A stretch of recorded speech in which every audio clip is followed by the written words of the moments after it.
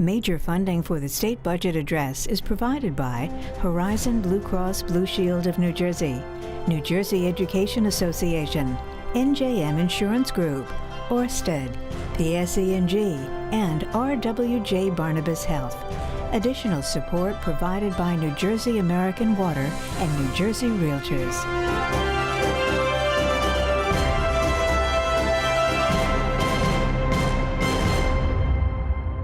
Hello, and thank you for joining us on air and online. I'm Mary Alice Williams. And I'm Michael Hill. Billions of dollars with a B. That's the size of Governor Phil Murphy's proposed state budget once again to keep the trains and schools and social services running, to pay for health care and affordable housing, and to make a dent in payments owed to the woefully underfunded public worker pension system, and a whole lot more. With us here in the studio to break it all down are NJTV's business correspondent Rhonda Schaffler and NJ Spotlight's Colleen O'Day, along with NJTV senior correspondent Brianna Venozzi. At the State House is Chief Political Correspondent Michael Aaron, along with Senior Correspondent David Cruz and NJ Spotlight's Budget and Finance writer John Reitmeyer. Inside the State Assembly chambers, the state's 120 lawmakers and invited guests all assembling, awaiting the governor's third state budget address. Governor Murphy's budget plan does include tax hikes on millionaires, on cigarettes, and companies that don't offer employees health care coverage, but there will be cuts to the cost of public employee health care and money in there for New Jersey Transit. Staking out the hallway is our senior political correspondent, David Cruz, as always. David, what are you hearing there on the ground? Hey, Michael. Good afternoon, everyone. It seems like a lot for a budget address. But, the pomp and circumstance is what we do here in New Jersey.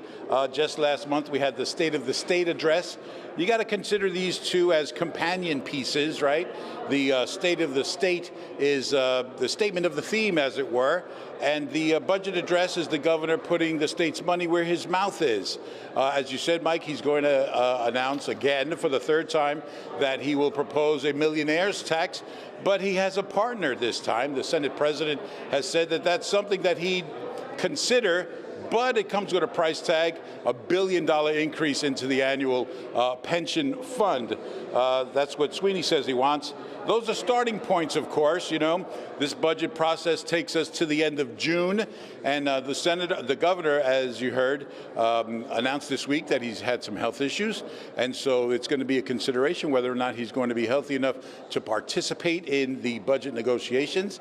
His office says that he will, and he fully expects to, so that's going to be something that we'll watch going forward. And you'll have budget hearings from the Senate and the Assembly as we go through the months ahead, but ultimately it comes down to the three guys in the room at the end of the day: the Senate President, the Assembly Speaker, and the governor himself, who will ultimately decide on whether or not there's a millionaire's tax, whether or not there's an increase in the payment to the pension plan, and whether or not there's a state shutdown. Right now, what we're doing here is we're outside 103, which is the room where the governor prepares for these addresses.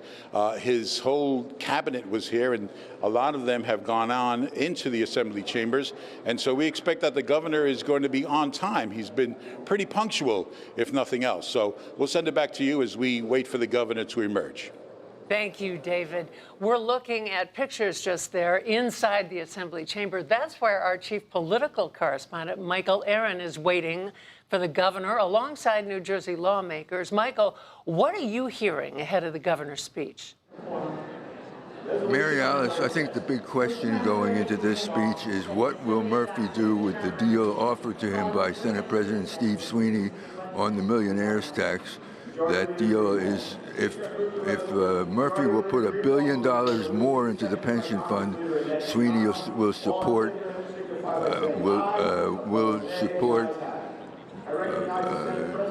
raising the millionaire's tax once again. Sweeney will support it for the first time in 3 years. We're told by the governor's office that the governor is not going to refer to that offer in his speech today. It'll probably be negotiated between now and June 30th. The mood in here is buoyant today. The session is about to be called into order. I'm going to toss it back to you. Thank you, Michael. Michael Aaron. Now let's check in with our panel here at the studio. Rhonda, what are you looking to hear from the governor? Well, a few things. We know about the millionaires tax. What about the other revenue generators in the state, sales tax? In the past, Governor Murphy has said he would think about raising that. Corporate business taxes, what happens there? Typically, budgets increase, so we would expect to see a higher budget from the governor.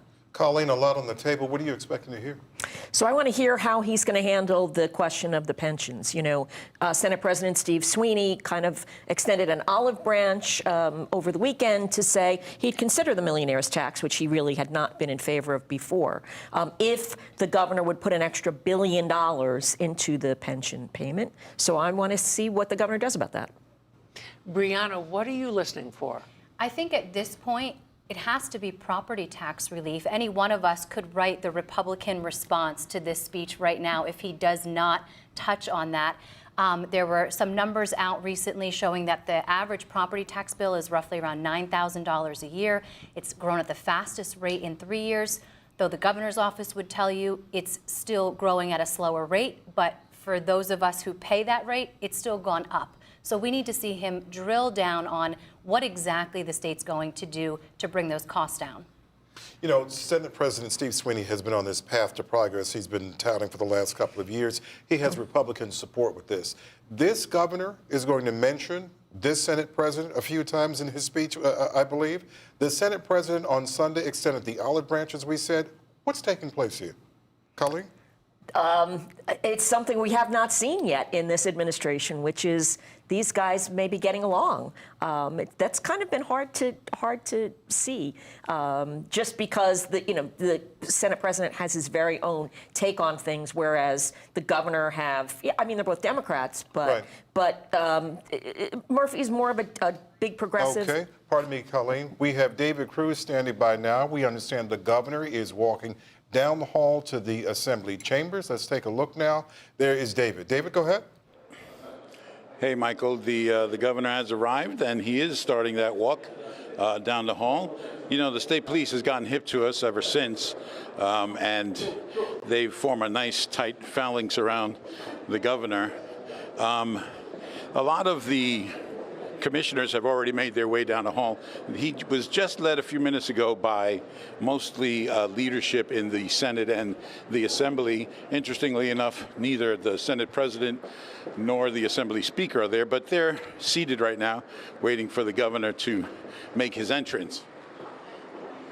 And as I said, a punctual governor, he's in the room. We'll send it back to you guys. All right, that's senior political correspondent David Cruz there. As we watch Governor Phil Murphy about to deliver his third budget address, he has entered the Assembly chambers there, greeting there. You see some of the lawmakers. The governor on his way now to deliver this important message, his spending plan for the fiscal year 2021. And here you have the governor, as David said, and Michael Aaron said, a very buoyant mood there in the chambers. A lot of folks anticipating what this budget address is going to mean for New Jersey, because so many people have been critical of the governor's spending over the years.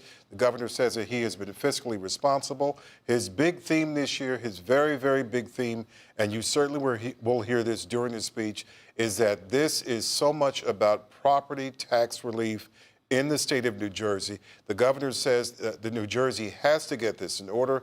This is all about protecting the middle class and growing the middle class, and this is a governor who is determined that on his watch that is going to take place in the state of New Jersey. The governor there greeting some of the lawmakers, also the Chief Justice of the state Supreme Court, Justice Ravner, and some of the other ones there. We're looking for some of the former governors there as well to see who else is in the audience. The governor waving to the crowd there, and he is making his way once again to the other side, greeting Lieutenant Governor Sheila Oliver, of course, their Senator and Governor Cody, Governor Jim McGreevey, and some of the others there in the chamber. I don't see the First Lady Tammy Murphy just yet. Is that her there? Or Yes. I see her in the front there as well. There he is, greeting the First Lady of the state of New Jersey, and some of the other members there in his administration, and some of the other folks there who are in the audience shaking hands with some of the lawmakers.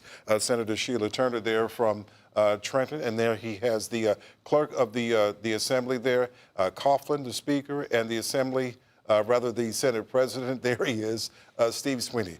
Governor Phil Murphy getting a standing ovation there. A loud applause there for the governor. Let's hear now what's taking place in the Assembly chambers. Please. I love you, man. Over the past couple of days, I've had the incredible opportunity to actually live the elusive, cherished dream of every single Irish American in New Jersey, attending my own wake.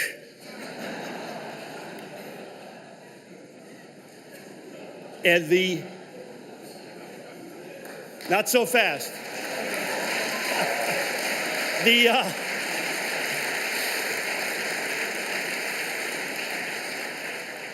The outpouring from every corner in this room and every corner in this state has been overwhelming.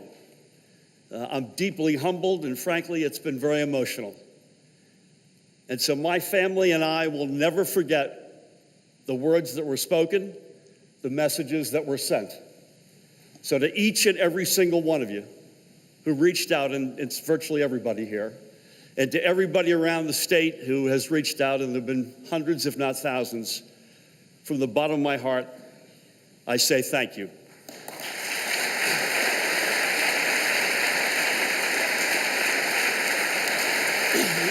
Thank you all. Thank you, thank you, thank you. Thank you, guys.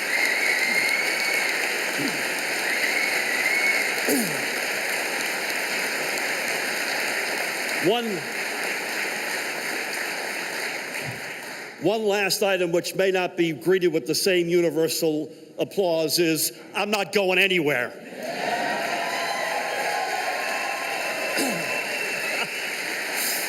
So let's get this thing going. Lieutenant Governor Sheila Oliver, Senate President Steve Sweeney, Assembly Speaker Craig Coughlin, Majority Leaders Weinberg and Greenwald, Minority Leaders Kaine and Bramnick, members of the 219th legislature, including the rockin' group of escorts who brought me in, Chief Justice Rabner and Judge Grant, members of the cabinet, former governors McGreevey and Cody, First Lady Tammy Murphy and the many special guests sitting with her and before me, distinguished faith leaders, veterans, members of organized labor, honored guests, and my fellow New Jerseyans. As President Franklin Delano Roosevelt said, and I quote the president, "In our personal ambitions, we are individualists. But in our seeking for economic and political progress, we all go up or else we all go down as one people." That was the ideal we brought to our first two budgets and which we now bring to our third. For New Jerseyans to succeed individually and for our state to succeed as a whole. That is our North Star. Ours is a vision of long-term and sustainable investment in our people and our communities, and in their futures and in ours. The choices we make come from a belief that the conversations taking place around the kitchen table are more important to our future than those happening around any backroom table. The answer to the question of affordability isn't found in rewarding the special interests. It is found in creating new opportunities that reward our middle class, fixing what's broken and addressing the everyday needs of New Jersey's families. This has been our focus, and because of that, New Jersey is confidently moving forward. Our administration took office with a clear and unshakable goal: to grow and strengthen New Jersey's middle class. That means creating opportunity, shrinking inequalities, restoring fiscal responsibility, delivering property tax relief, growing our economy, and investing in our future. We were told that all of this couldn't be done. We were told we were dreaming. We were told that the math could not possibly work. They said we couldn't be both pro-growth and progressive, that we couldn't make New Jersey both stronger and fairer. But we have stayed true to our beliefs. We are who we said we would be. And today we are proving the naysayers wrong. Believe me,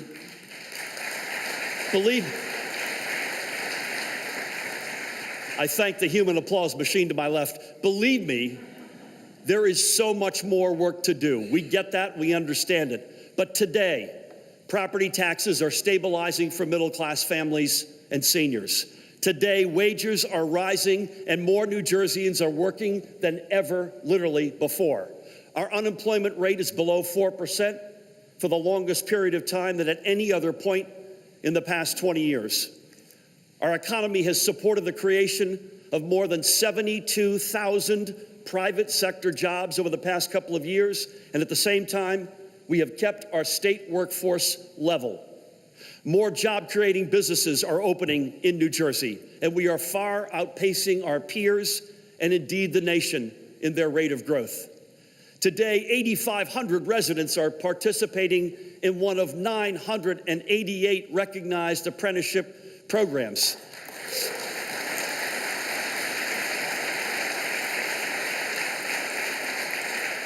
Gaining the skills they will need to get good-paying and mostly union jobs. Hundreds of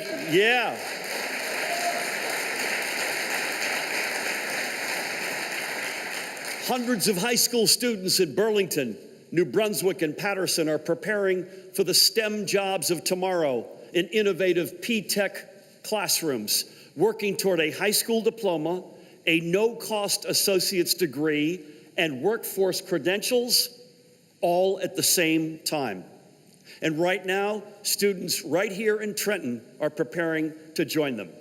Today, tens of thousands of 3- and 4-year-olds in school districts up and down our state have a fully funded seat in a pre-K classroom.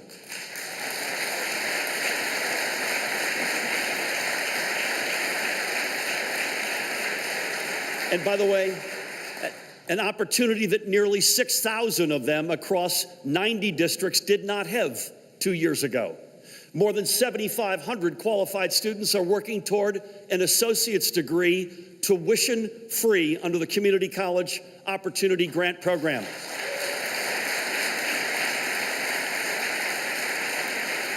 And that did not exist 2 years ago. Nearly 250,000 residents have been able to purchase affordable individual health care plans under the Affordable Care Act. And at a time when health care costs are rising across the country, these policies are coming with lower average costs than before our administration took office. And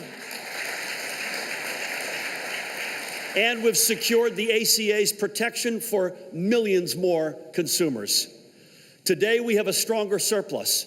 We have been disciplined and anticipate making back-to-back deposits into the rainy day fund for the first time in 20 years. And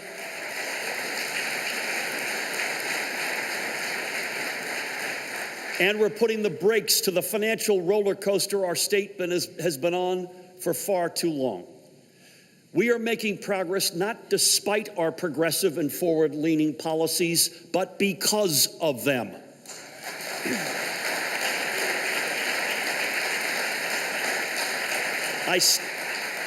I stand here today with a vision of how our state can work with everyone, with a proposed budget built to see it to fruition, and with our progress as prologue.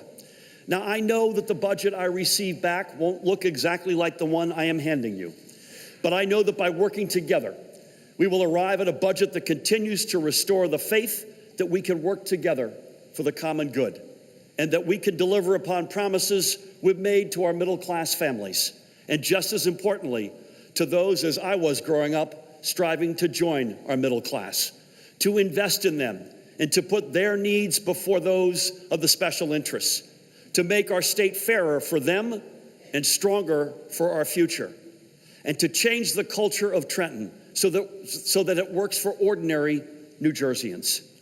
The values that we all share will shape that final document. A stronger state is a state that does more to invest in its people. A fairer state is a state which ensures all of its residents, not some, but all, can be a part of its progress. We will continue to provide real property tax relief and meaningfully and honestly attack the core problems that have long vexed property taxpayers. And we will continue to fight for middle-class tax fairness. We're getting results and making progress. We've relied upon reasonable revenue estimates, and early indications are that we may, like last year, exceed them. And I don't intend to stop our streak in fiscal 2021. Under this budget, we will also continue growing our surplus to a projected $1.6 billion. That is triple the surplus of my predecessor's final budget proposal. And we will make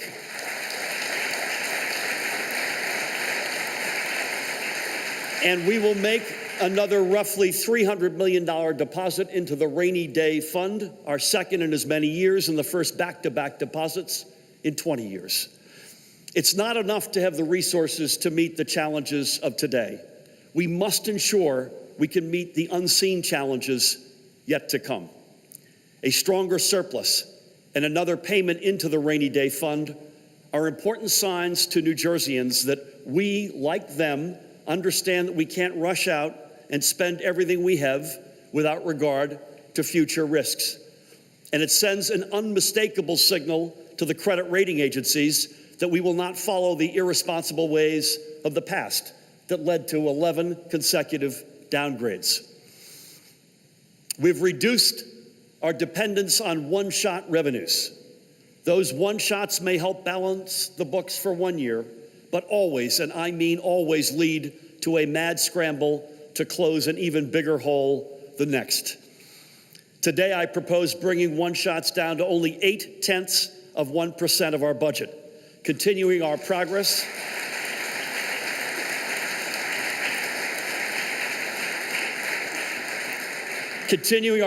to build our state's fiscal house on a foundation of reliable and recurring revenues. We're cutting back the raids and diversions that have been a key reason why so many residents don't trust us with their money in the first place. As with last year, the Affordable Housing Trust Fund will pay for affordable housing.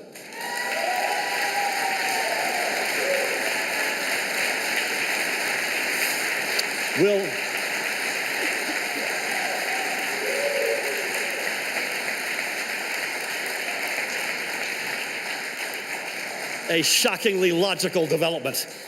We'll build on last year's progress and keep even more in the Clean Energy Fund to support projects to counter the threat of climate change. And we will ensure that millions more remain at the ready to build the modern next-generation 911 emergency services infrastructure that our communities need.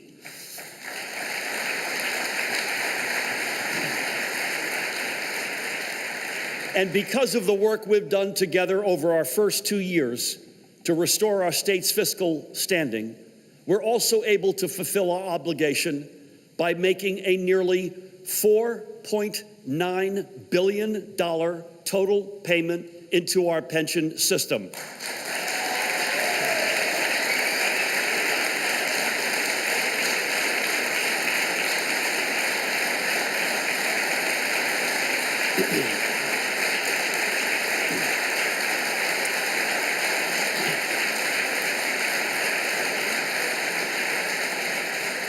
But I know that our work is not done. The Senate President and I agree we need to do all we can to ensure the stability of our pension system.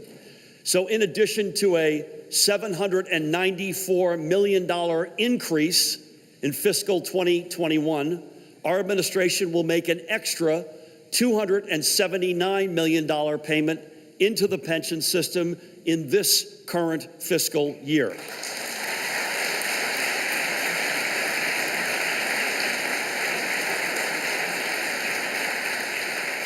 This is a roughly $1.1 billion increase in our overall pension payment. This administration will have put more back into the system in just 3 years than the preceding one did in 8.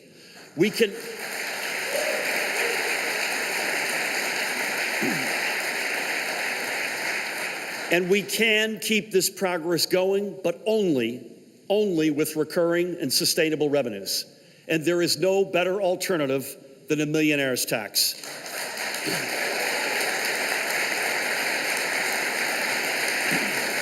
It's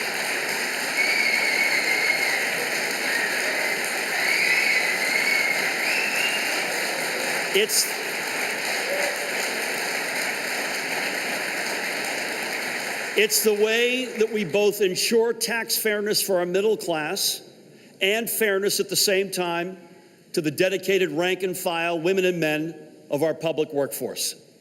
After all, the millionaire's tax is a matter of fairness to our middle class homeowners and renters, our seniors, and the countless working families reaching to pull themselves up and into the middle class. The property tax is the most unfair, regressive, and cruelest of taxes.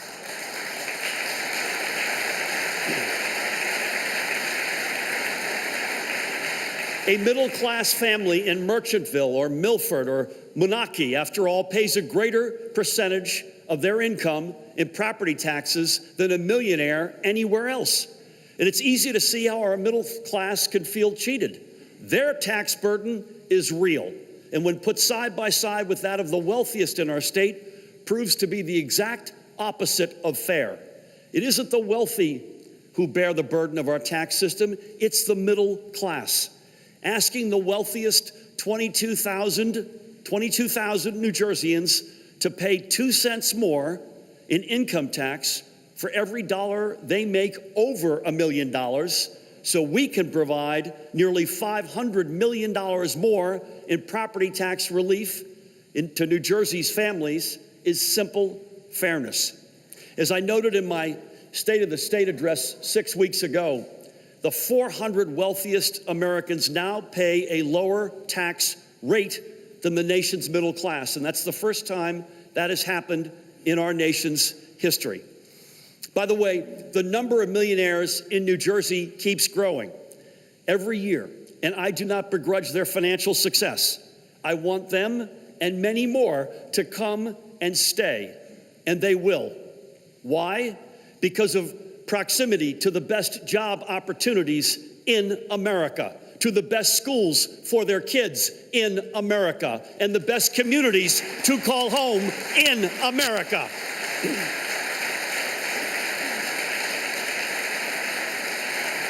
There is not one iota of hard economic evidence that has proven the myth of millionaire tax flight. And yet, I have heard from countless middle-class families and seniors who are afraid that they may have to leave because of high property taxes. They should be our focus in making New Jersey more affordable and tackling income inequality. We go nowhere without our middle class, and right now, they're the ones getting squeezed. Let's be clear.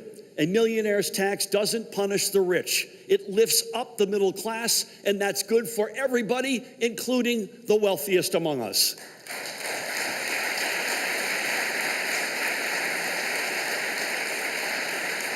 So again on this, I thank the Senate President and welcome his willingness to embrace a millionaire's tax in this budget. And when we have tax fairness, we could continue our historic investments in our pension systems and in our middle class families. Let's secure hundreds of millions of dollars of constitutionally dedicated property tax relief for more school aid, for more senior freeze relief, for more and larger direct middle class relief, to support more shared services, and to more fully secure the long-term stability of our pension system. The millionaire's tax won't make us less competitive. It will allow us to continue fighting against high property taxes and allow us to become even more competitive.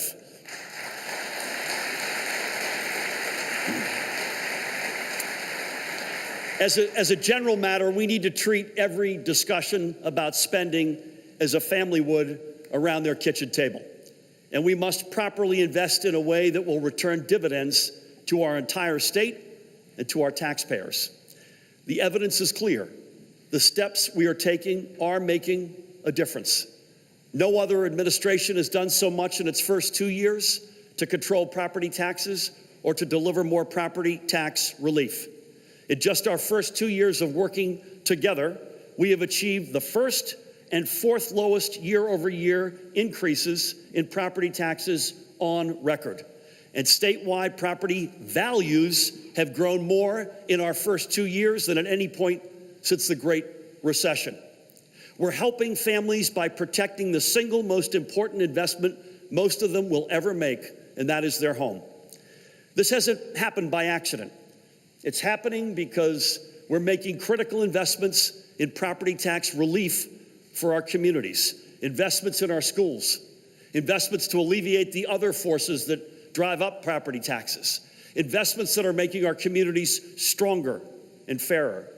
And we're being honest with taxpayers. We're not going to defeat the decades-old, if not century-old, problem of property taxes with gimmicks or in one fell swoop. But we are making real progress, and we are moving in the right direction. This administration's approach, again undertaken with your partnership, has been to combat directly and consistently the costs that drive property taxes higher in the first place. The first budget I signed 2 years ago began when I pledged would be a ramping up of school funding to meet the needs of both our school districts and our property taxpayers. Our public schools rank as the very best in the United States of America, in large part because of our commitment to investing in classrooms in every community, in our highly talented, extraordinary students, and our highly skilled educators and educational support professionals. School funding is an investment in our future, but just as importantly, school funding is property tax relief. Let's be absolutely clear. Every new dollar in school funding is a new dollar of property tax relief. Every new dollar we provide is a dollar that doesn't have to come out of the pockets of property tax payers. And now is not the time to let up. So our budget proposes keeping us on our upward trajectory with an additional $336 million investment in our K-12 classrooms for the upcoming school year.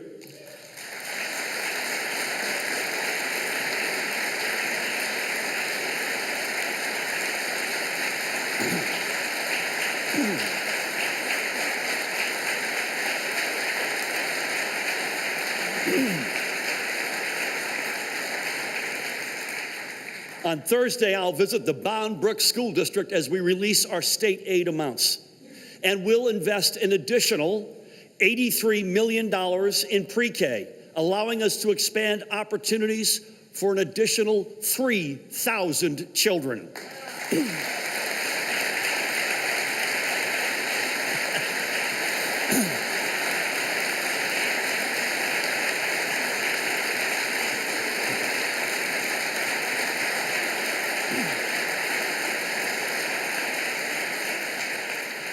Funding pre-K specifically is directly making our communities more affordable for thousands of young families, and it is making communities more attractive to prospective home buyers. So back to K-12, in just 3 years, we will have restored nearly $900 million in direct formula aid to our public schools. That's a nearly 11% increase in just 3 years, and every penny is property tax relief. And through reforms championed by Senate President Sweeney, those new school funding dollars are working more efficiently and effectively. Our schools benefit and our property taxpayers benefit. And because of that, our future benefits. As we properly fund the school funding formula, we know that some districts continue to face challenges. So our budget also includes $50 million to stabilize their finances without cutting vital student programs.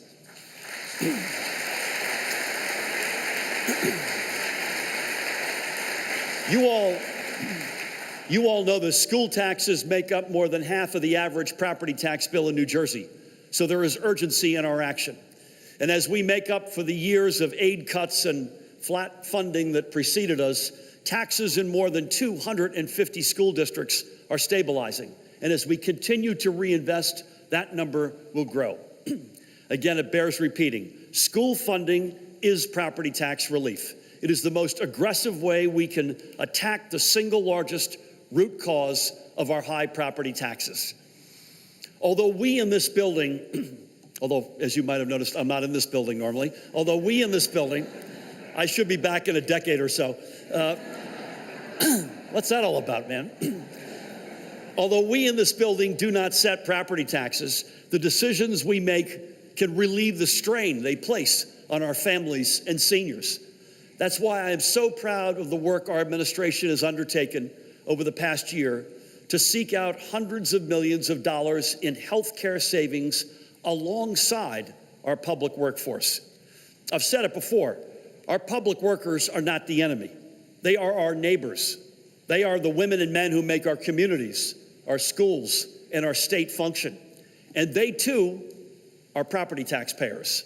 And when we can work together in partnership to ensure high-quality health care for them at a lesser cost to us all, it's the best kind of win-win.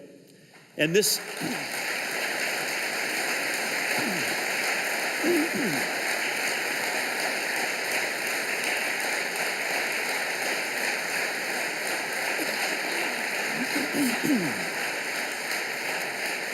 And by the way, this concept is at the heart of our work to provide Chapter 78 relief to our educators and ESPs, and we must deliver for them. We are making real progress on healthcare, even with inflationary cost pressures running rampant throughout the healthcare marketplace. Overall spending on public employee healthcare across fiscal 2020 dropped by $300 million. That's more than 9%. But the good news isn't just at the state level. For active local government employees enrolled in the state health benefits program, premiums decreased 4.3% for the 2020 plan year. School districts enrolled in the school employees health benefits program saw an even bigger 4.5% drop in coverage rates for our educators and staff. Healthcare costs continue to be one of the biggest drivers of local and school budget growth, and therefore one of the biggest drivers of property taxes. Lowering healthcare costs is property tax relief. In fiscal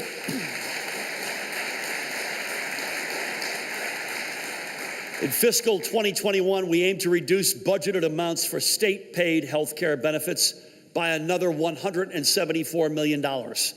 This will be a significant achievement in the face of national trends and the first time in memory that we have year over year over year reductions in the overall cost of healthcare.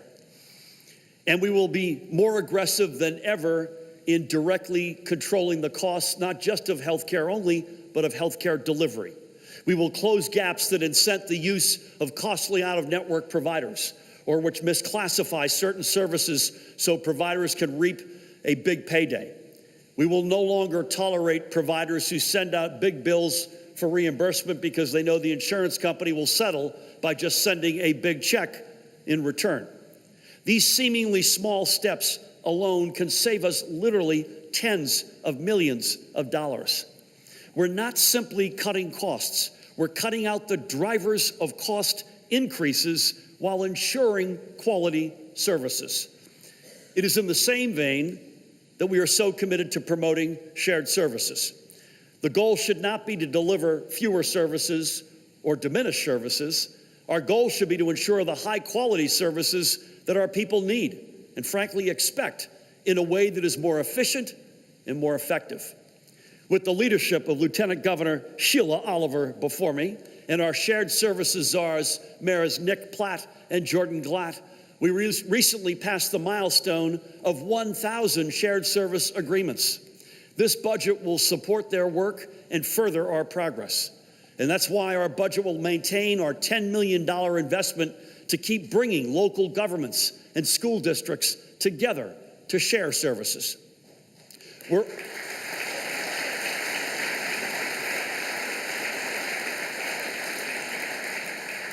We're also creating a new grants management office, co-located in my office here, or I should say down the street, and in our state office in Washington, to marshal resources and help county and local governments bring home more federal grant dollars to further alleviate the property tax burden. One reason why we've been dead last in returning federal dollars to our state is because we've never had a whole of government approach to get them. And that will change.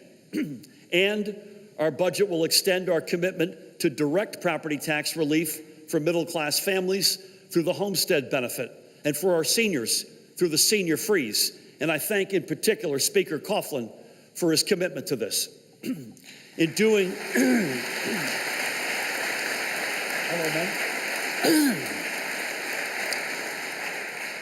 In doing each of these things, funding our public schools and delivering direct property tax relief, providing high-quality health benefits to our public employees, educators, and educational support professionals at a lower cost both to them and to taxpayers, and making it not only possible but easier for communities to adopt shared services and better compete for federal grants. When we do all of that, we are being more effective in combating our property tax crisis than any administration that has come before. The two leaders behind me have made many of these efforts their key priorities, as have most of you. And in partnership, we will continue step by step to challenge the property tax crisis that has been atop our state's to-do list for well over a generation. And when we do these things, we will continue to make New Jersey not only a go-to place for business, but a come-to place. We're already competing and winning, and that's a fact. Our economy is performing well in large part because we are keeping our promises and making transparent and stable investments. The Census Bureau tracks the creation of what it calls high-propensity business applications. These are the newly born businesses it sees as growing into enterprises with actual employees and payrolls. It's an important indicator for future economic growth, and it's an indicator that we track very closely. Throughout 2019, high-propensity business applications in New Jersey grew every single quarter. The fourth quarter alone grew 3.4% over the fourth quarter of 2018, and that quarter had grown in turn by 3.5% over the fourth quarter of 2017.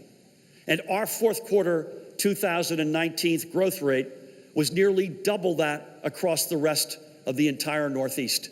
New Jersey has become more attractive to and supportive of business creation than either Massachusetts or New York. And we far outpaced the national growth rate of 2%. This is a strong indicator that businesses see the advantages of New Jersey. It's a strong indicator that our economy will continue to create jobs in 2020. And it's a strong indicator that our policies are working. And that's why our budget will continue to invest in making New Jersey more competitive for businesses, in workforce development through Jobs NJ, and in our successful apprenticeship programs, to ensure expedited permitting so more private investments, such as that is an example from the offshore wind industry, can flow into our state to create jobs and new opportunities. And in the work of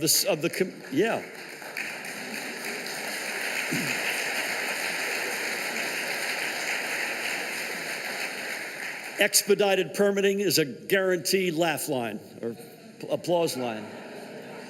And in the work of we will invest in the work of the Commission on Science, Innovation, and Technology so we can prove ourselves worthy as the heirs of Thomas Edison and Bell Labs and fully reclaim our place as the true home of the global innovation economy.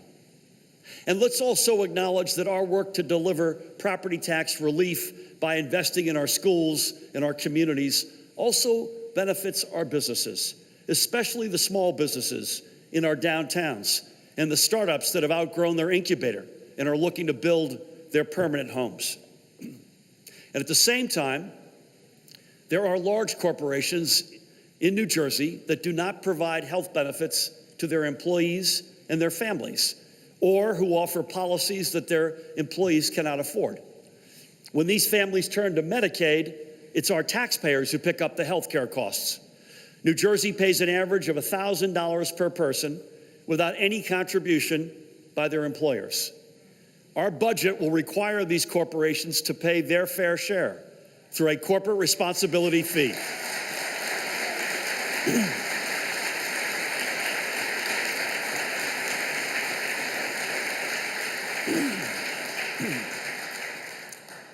Every page of our budget is filled with investments that will make our state stronger and fairer.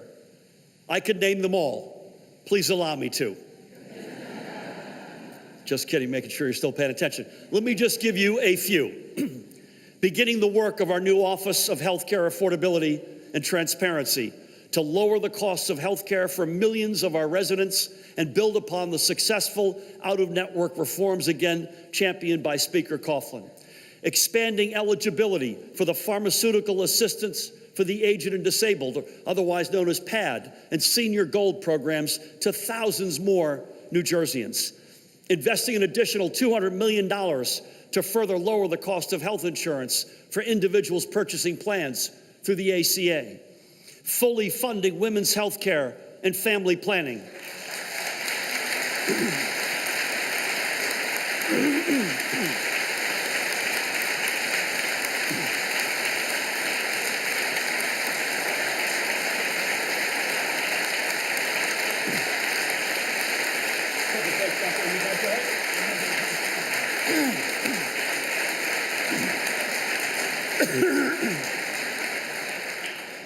Maintaining our data-driven and whole-of-government fight against our opioid scourge. Continuing the partnerships the First Lady has built to meaningfully combat the infant and maternal mortality disparities among our communities of color.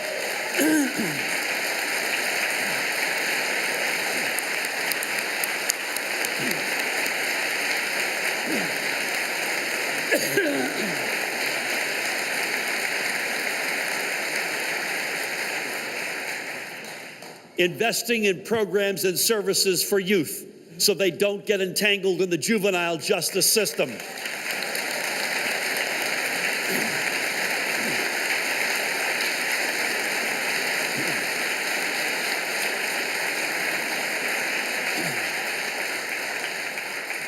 Fully funding the Amistad Commission.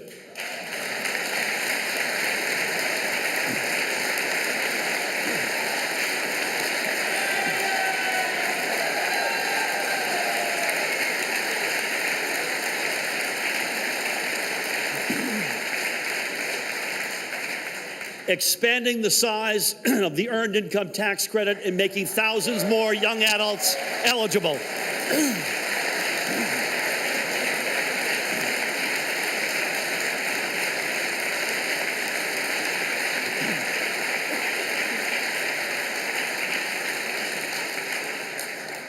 Helping ensure safe learning environments for our kids and our communities of faith.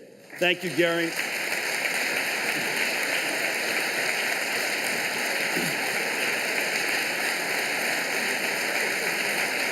Amen.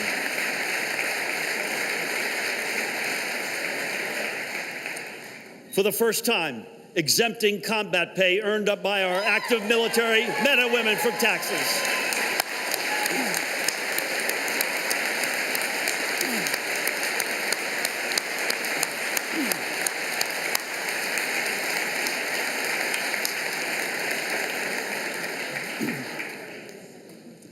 Making a down payment for our communities to replace lead water service lines and modernize our infrastructure.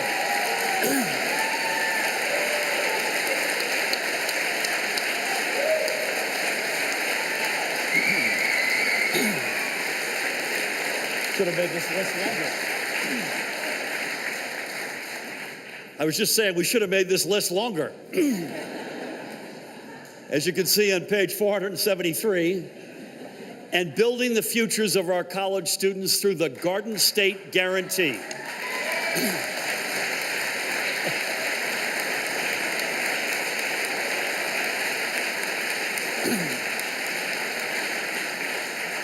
The Garden State Guarantee will build upon the already successful model of the Community College Opportunity Grant. Victory for our commuters. Congress for their tireless help. Amen.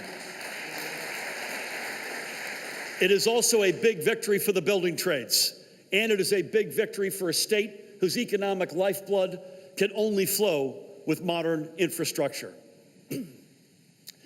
By now, I'm betting you thought I was going to get through this speech without mentioning tax incentives. But this is too important. This is about who we stand with and what we stand for. This is about how we create jobs and for whom we create jobs. These are our choices. Are we on the side of protecting taxpayers' hard-earned money, or with the millions of dollars spent with no oversight and too often with no results? Are we on the side of small businesses and the entrepreneurs, women, veterans, and people of color who want to start a business? Or do we only welcome the big fish and the well-connected? Are we on the side of communities and residents, or do we reward those who ignore them? Are we on the side of transparency and accountability, or do we close our eyes to those gaming the system? We should all agree that a targeted program with strong compliance standards is a good thing.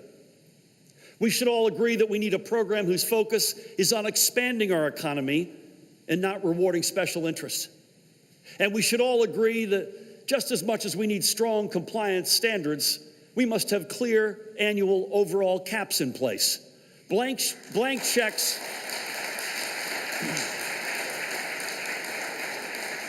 Blank checks are bad policy. No family budgets that way, and neither should we.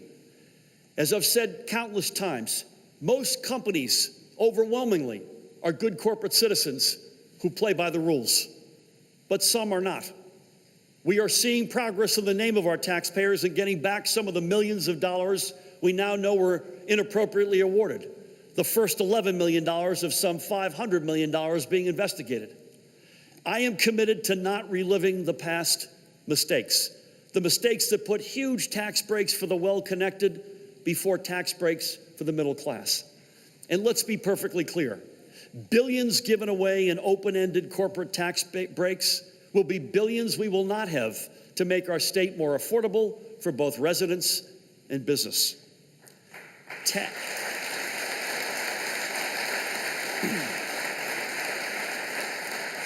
Tax incentives cannot be about rewarding special interests. They must be about making our state more competitive, creating jobs, and growing the next wave of great New Jersey-based companies, period. I am pro-jobs, I am pro-growth, and I'm pro-accountability. That is why I am for reforming a failed incentive system, just as I am for reforming our ethics laws to let more light shine in. When we reject transparency in any form, bad deals are made and taxpayers are hurt.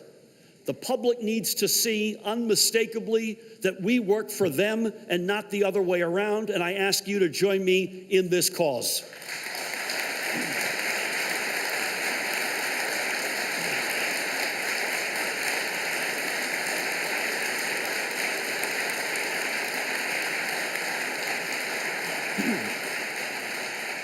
And the goal isn't to win for the sake of politics, but to win for the sake of our future. That's also an apt way of thinking about our first 2 years. 2 years speaking to our core value, that New Jersey is at its strongest when it is at its fairest. 2 years speaking to the need for us to focus not on gimmicks, but on long-term and sustainable solutions for real property tax relief.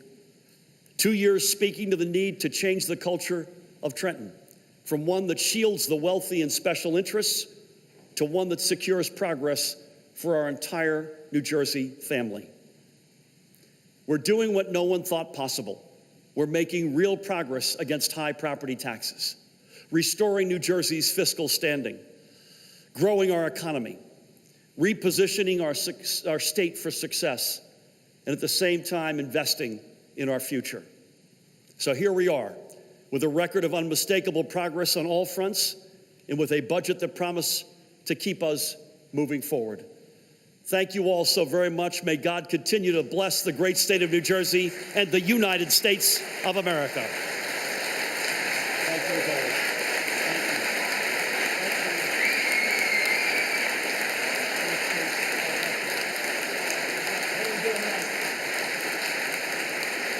Thank you all.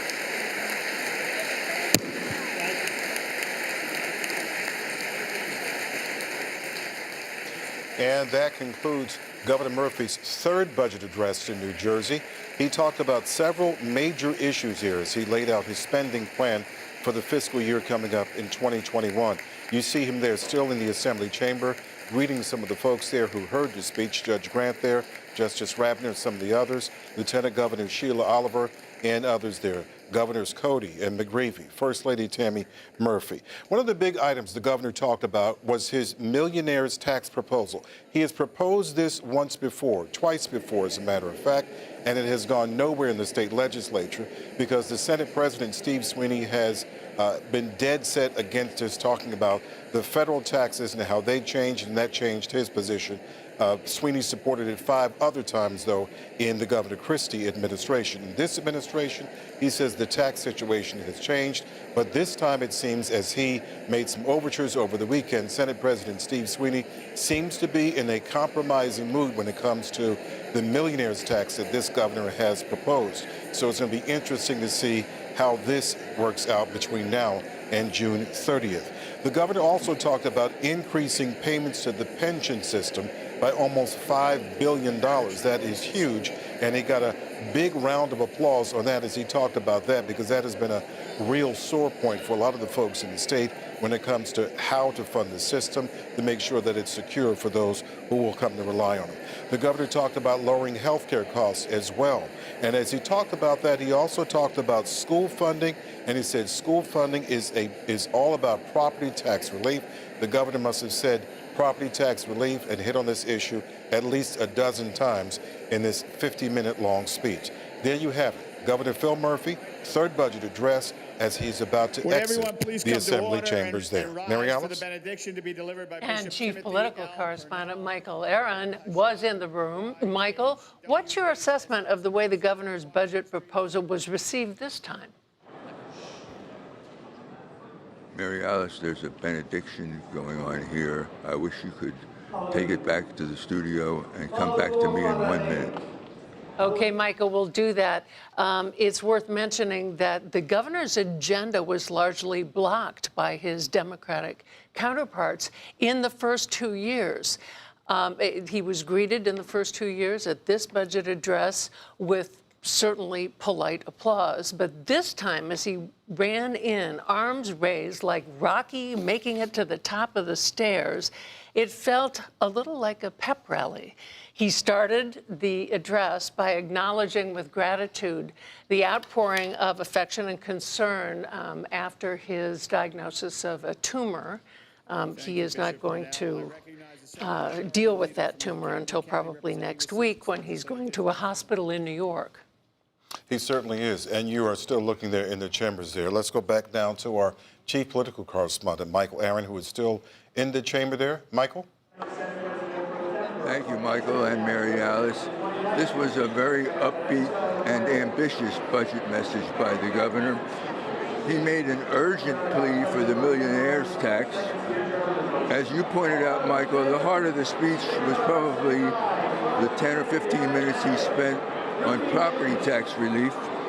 He wants to do that through more school funding, through lower costs to pay for the health insurance of public workers, through continuation and maintenance of the homestead benefit program that used to be called the homestead rebate program, then the homestead credit under Chris Christie. Now it's the homestead benefit. Through shared services, he said that the state has recently passed the 1,000 mark in the number of shared services at the local government level. There was a smorgasbord of liberal and progressive programs and policies, from raising the ownership fee on a handgun to paying more to certain educators and direct care workers in state institutions. The governor has always seemed to me to be something of a happy warrior, and that was on display today. And Mary Alice, you're right in saying that there was a little extra enthusiasm and heart here in the room when he talked at the beginning about his illness. Back to you. Thank you, Michael Aaron. This is the third time in 3 budget addresses that Governor Murphy has proposed a millionaire's tax. Here's what he had to say. It isn't the wealthy who bear the burden of our tax system, it's the middle class. Asking the wealthiest 22,000 New Jerseyans to pay 2 cents more in income tax for every dollar they make over $1 million, so we can provide nearly $500 million more in property tax relief to New Jersey's families is simple fairness. Colleen Sweeney seems to be offering a deal to Governor Murphy in exchange for backing the millionaire's tax. Does it seem like Murphy will go for this? Well, it doesn't, at least not so far. So when Murphy talked about increasing the pension payment, what he was doing was essentially funding what was expected. What Sweeney had said was he wanted to see a $1 billion increase on top of that. And we didn't hear that, at least not yet. Rhonda, let me ask you, do these numbers add up?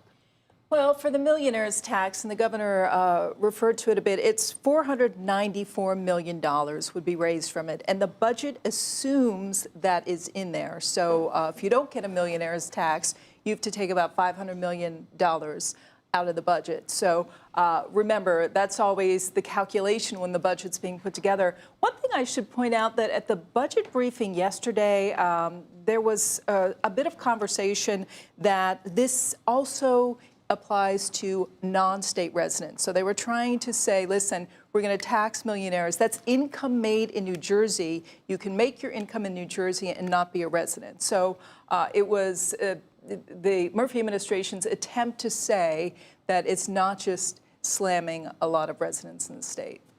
Brianna, I don't recall in the other budget addresses this governor mentioning the Senate president the way he did in this one. Are we talking about a new tone? Yeah, I think we counted, what, like 4 times in his prepared remarks that the governor shouted out Senate President Sweeney, which is a different tone than we've seen. Certainly there's a softening in their relationship. I don't know that I would go so far as to say that they have a bromance kindling here. But, you know, the big factor unknown in all of this is Craig Coughlin, who in previous budget cycles was really the mediator. And he has come out and said that he's very uncertain about proposing any broad-based tax revenue raisers like this. So Governor Murphy is going to not just have to get Steve Sweeney on board, who we all know pension is his big ticket item every year, but he's also going to have to persuade Craig Coughlin, Assembly Speaker, that this is a good idea. And as Rhonda mentioned and Colleen mentioned, you know, this $500 million roughly that would be raised, the governor's already using that to balance this budget, and it really doesn't do much to fund the liability in our pension system. You know, another major topic in the speech, public worker pensions, and here's what Governor Phil Murphy had to say about that during his address. The Senate President and I agree we need to do all we can to ensure the stability of our pension system.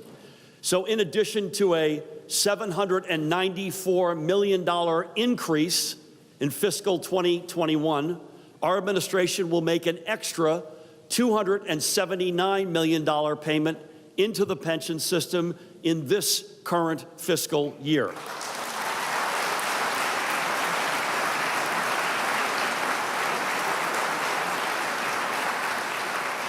This is a roughly $1.1 billion increase in our overall pension payment. A $1.1 billion increase in the overall pension payment. Rhonda, we have the most woefully underfunded pension system in the nation. Does this even make a dent?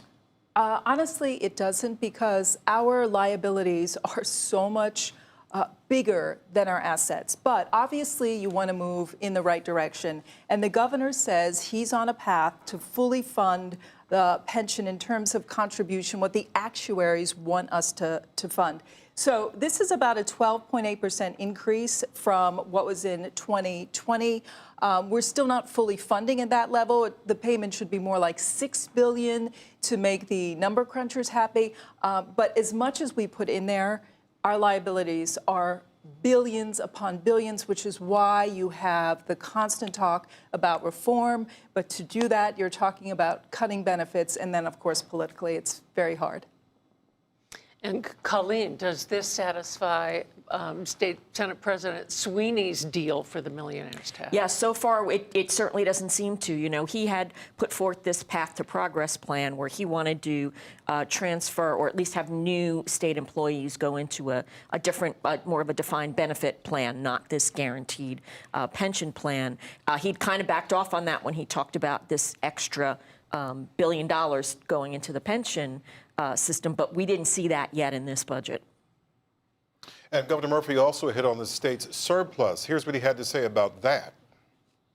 Under this budget, we will also continue growing our surplus to a projected $1.6 billion. That is triple the surplus of my predecessor's final budget proposal. And we will make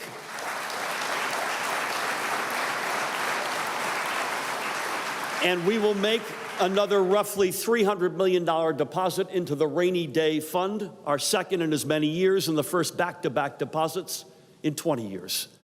So how does the surplus relate to pension funding, Rhonda? Well, the state and what Governor Murphy wants is just to have what, like we would have a savings account, all right? You need money in case things don't go so well. Let's actually take a look at this chart, because while we are making increased payments into the general fund balance, that number on the end, $4.5 billion, this is what we should be making if we were doing what every other state was making, okay? So what that is telling us is it's great we have a higher surplus, but on average, states have about 10.9% of their overall budget in a surplus. That, of course, is in case you need the money, revenues fall short. We do have a rainy day fund, which the governor has pushed. Also, we depleted that during the last recession. Keep in mind, I like to say, Governor Murphy, Goldman Sachs guy, while he's delivering his address, the stock market is down 900 points. Again. Rhonda, let me interrupt you here. We have the Assembly Republicans about to give their response. John Bramnick, the Assembly's minority leader, and also Representative or Assemblyman Howarth from Sussex County. Let's hear what they have to say now.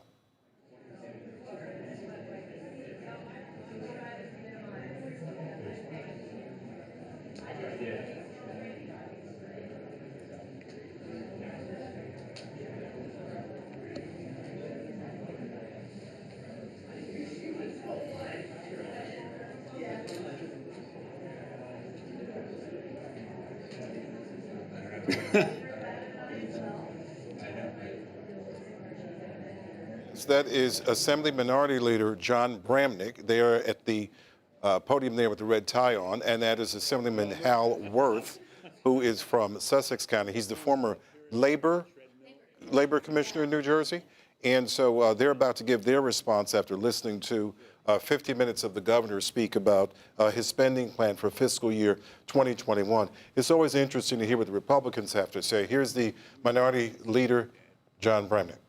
I wish this governor well, and I am 100%, my 100% belief is that none of this is personal, and then when someone has either a diagnosis or an illness, that we all stand together for this governor, and I actually consider him a friend, and I think he's a good man.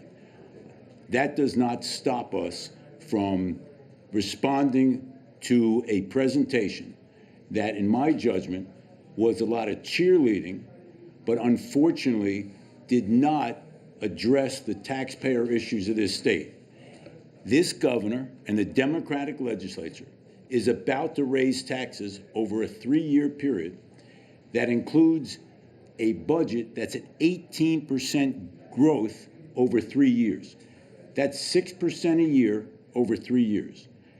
$2.2 billion in more spending, and 6 new taxes. One of the taxes is a corporate responsibility tax.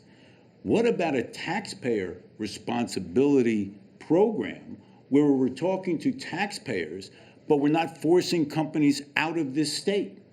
This is a tax, this corporate responsibility tax. Only one other state in this nation has this tax. This is between $350 and $550 per employee. Meaning when you decide whether to bring a business in this state, you are looking at a super tax on your employees.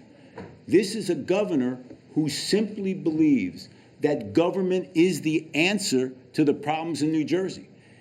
He completely ignores the fact we're the worst state in the nation where you run a business, the worst climate for businesses in the nation.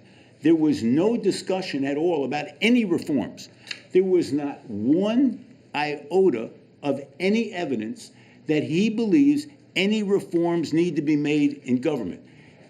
With the exodus in this state, how do you not address the tax climate? Somehow he believes that he's addressing property tax relief. I don't understand where or when he's done that.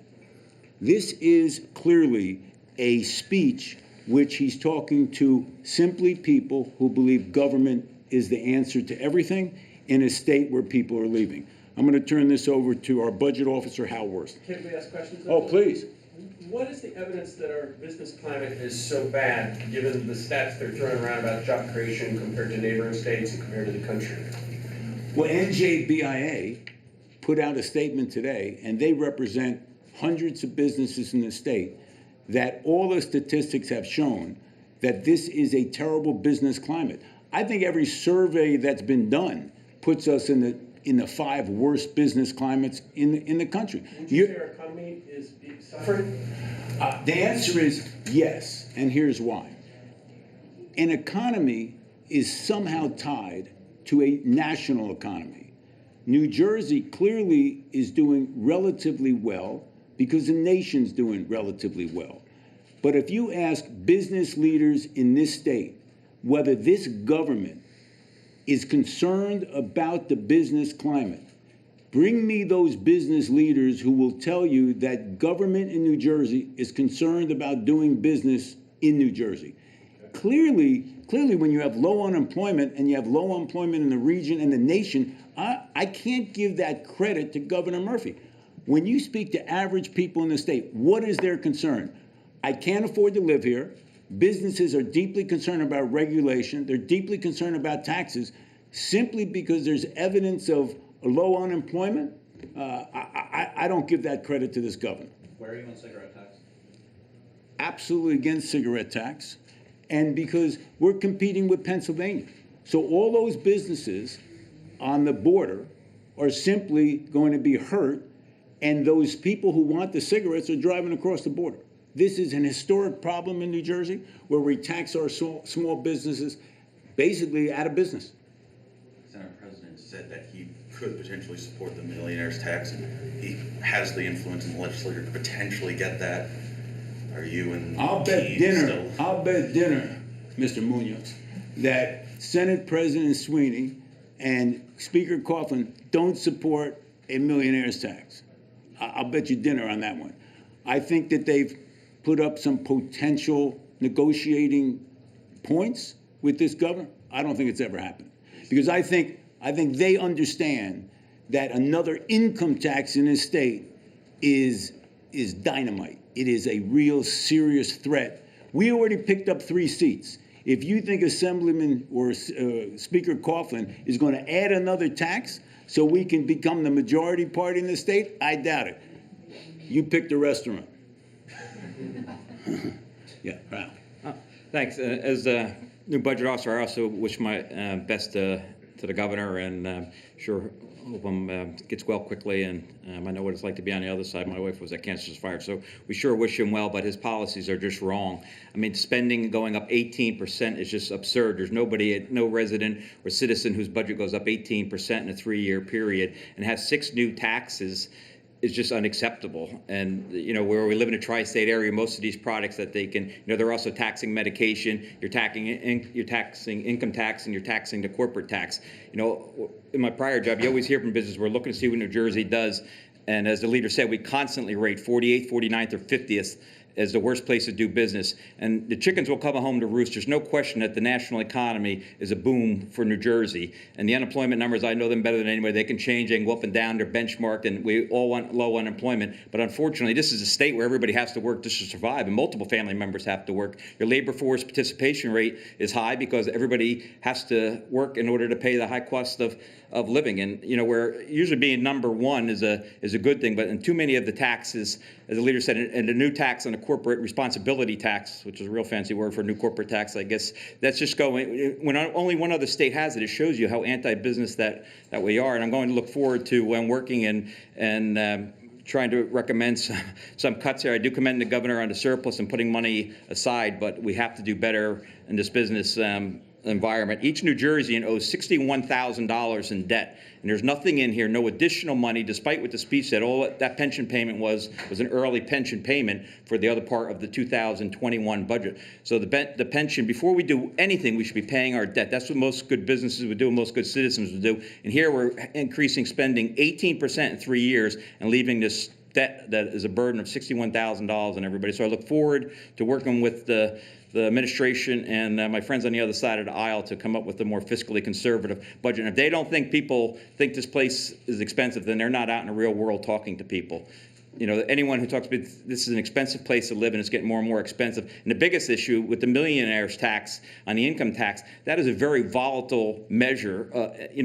People can move in and out, and to use that based on any sort of budget planning is a mistake. He said the number of 22,000, and who knows, maybe it'll be 10,000 by the time this thing is done. But they own multiple homes; they can leave and go anywhere that they want. And you lose one David Tepper, and he can make up for dozens and dozens and dozens of new millionaires what he paid in income tax when he left to go to Florida a few years ago. So I'm just very, very disappointed, as the leader said, that there isn't any reform. There's nothing in here to make it more affordable for New Jersey businesses or New Jersey citizens, and it's very disappointing. Let me make this one point clear. This is the kind of budget that got us in the mess to begin with. I'm going to say that one more time. This is the kind of budget that got us in the mess to begin with. Lots of spending, lots of new taxes. If we don't stop these old school budgets and start to really enact reforms, this state will continue to go down the path of bankruptcy. And you recall Governor, who was the acting governor at that time? Cody, right. Cody said, we're not bankrupt, but we're close. And I can tell you right now, this governor is ignoring the words of acting Governor Cody maybe 7-8 years ago. Happy to answer questions. On the corporate responsibility. Assembly Republican Leader John Bramnick and also Assemblyman Hal Worth, who is a former state labor commissioner, have just given us a vivid reminder of the fact that this proposal that Governor Murphy delivered today is really more of a wish list that now has to go through the sausage factory of people who disagree and who are on the other side of the fence. Let me ask you, Brianna, what your reaction is to that. Well, obviously, Republicans would love to get Governor Murphy's budget and take a red pen and draw lines through it all, because where they usually differ is they'd like to see cuts in spending. And we heard the Republican leaders there talking about these 6 new taxes, which I know we'll get into, but also that we didn't hear anything about debt. And the state has over $200 billion in non-bonded debt. And I mean, that's 5 times the size of the budget in and of itself. We didn't hear anything about that. Assemblyman Bramnick consistently talks about growth, meaning the amount of taxes that are being raised every year. He said, 6% every year for the next 3 years. This is an item that they have a big problem with, and it's something that will be negotiated over the next several months. Governor Murphy said in the beginning, this budget will not be what it is come June 30th. We know that that's a fact, but Republicans and also Senate President Steve Sweeney have been calling for less spending, cuts in spending, and we're seeing more spending. Colleen, Bramnick said, and I'm going to read the part of the quote here, I'll bet you dinner, talking about Coughlin and Bramnick, that they oppose this millionaire's tax. Your thoughts on that? Yeah, it's interesting. I know last year that was kind of what we talked so much about because the Assembly was up for election. There's no statewide election this year, no Assembly, no Senate on the ballot. So if there's a time to get it done, this is the year to get it done. But the Speaker put out a statement saying, as Brianna noted before, that he is very cautious about raising any broad increasing any broad-based tax. So we don't know if that's going to happen. Some interesting stuff there with the Republicans. All right, let's go now out to our senior political correspondent, David Cruz. He is with Senator Steve Oroho from Sussex County to get his response. David, welcome once again. Michael, thank you very much. We are in the Assembly chamber, which is emptying out now and has probably dropped maybe 10 degrees in temperature. So Senator Oroho and I were appreciative of that. And he joins us now. Senator, thanks for joining us. Well, David, thank you very much for having me. So this budget, your initial thoughts? Initial thoughts is one, there's a lot of smoke and mirrors in the budget. My initial thought is that as the governor goes for his surgery, we all pray for a speedy recovery, successful surgery and speedy recovery. But as far as the budget goes, you have essentially a 5.5% increase in spending. They say it's 2%, but it's really 5.5% because they're already adding about $1.2 billion extra dollars in spending this year. And over the whole 3-year period, it's an 18% increase in spending. The one thing that we didn't hear anything real about was real cost structural reforms. Reforms is something that we just heard from inside with your colleagues in the Assembly talking about that. What kind of reforms do you think the governor needs to take on? Well, first of all, I was co-chair with Senator Sarlo on the Path to Progress report that was sent out, and over all levels of government, the state, the county and municipal levels, the first thing we have to deal with is our exploding pension and health care costs. The private companies have to deal with it for a long time. The state really hasn't dealt with it. We estimated in the Path to Progress about $700 million worth of savings at the state level and about $1.4 billion at the county and municipal level. So those are real kinds of cost reforms. We heard a little bit about cost drivers, but not really going after real cost drivers. And a bunch of other kind of structural reforms, but the key thing is, the real one happens to be our exploding healthcare costs and our pension costs. This is year number 3 of the governor bringing up his favorite tax, the millionaire's tax. Correct.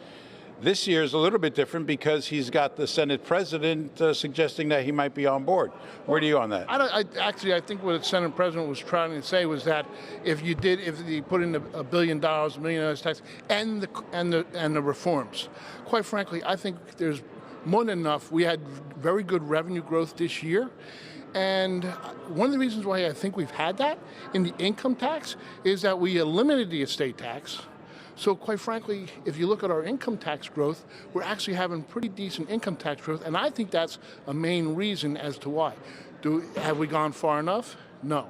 We have to do even more. So the idea of having a millionaire's tax, it throws out there the uncertainty once again of, is the governor going to try and get it in? Will the legislature agree to it? And quite frankly, that has a significant impact on income leaving the state. I was going to ask you, are you on the side of those who say that a millionaire's tax is going to guarantee an exodus of millionaires? Absolutely. Well, what we have There's no real evidence to suggest that. Actually, there is evidence because if you look at the IRS data, now we're getting in the weeds a little bit, but the IRS data, we're losing. Well, it's a budget speech, so let's get in the weeds. But we're losing $3 billion a year net from income leaving the state, and since 2014, it's over $30 billion. If we had just been at net zero, our budget would be a lot different. Our cost structure, our property tax relief could be significantly different. Nothing in this speech, I don't think, as we heard Brianna Vannozzi say just a few minutes ago, no real reference here to the state's debt. No, and that's the other thing was when, David, you make a real good point, because when we say that we have a surplus of $1.6 billion, it doesn't take in consideration the unfunded pension liability, the unfunded post-retirement benefit obligations, or the bonded debt or any other debt. So really, New Jersey is not in a surplus. We have significant liabilities we just have never dealt with. The governor says that he's making a big contribution to the pension this year. It's the same. It's honestly on the same plan that Governor Christie had started of increasing it, 10% each year. So it's on the same exact plan that Governor Christie had. And quite frankly, let's face it, many administrations before the Christie administration hadn't put any kinds of money into the pension plan. And there's a whole host of reasons as to why, let's face it, Trenton likes to make promises and not payments. We're finally starting to make some of these payments. And one of the things that the Republicans agreed to was, and it was actually one of our ideas, was to put the pension contribution in on a quarterly basis so that it doesn't become the last dollar put in. Right. All right, Senator Rojo, thank you very much. The budget process begins, folks. We'll send it back to you guys in the studio, Mary Alice and Michael. Thank you, David Cruz. You know, another major point of contention between Governor Murphy and State Senate President Sweeney is public worker health care costs. Here's Murphy on that. Health care costs continue to be one of the biggest drivers of local and school budget growth, and therefore one of the biggest drivers of property taxes. Lowering health care costs is property tax relief. In fiscal